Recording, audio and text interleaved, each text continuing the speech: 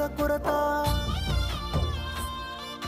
మనకేమో ఆస్తులు తనకేమో పస్తులు, మన ఏమో ఆశలు తనకేమో గోసాలు. పంటను చంటి బిడ్డలా తాను కంటికి రెప్పల కాపాడుతుంటాడు.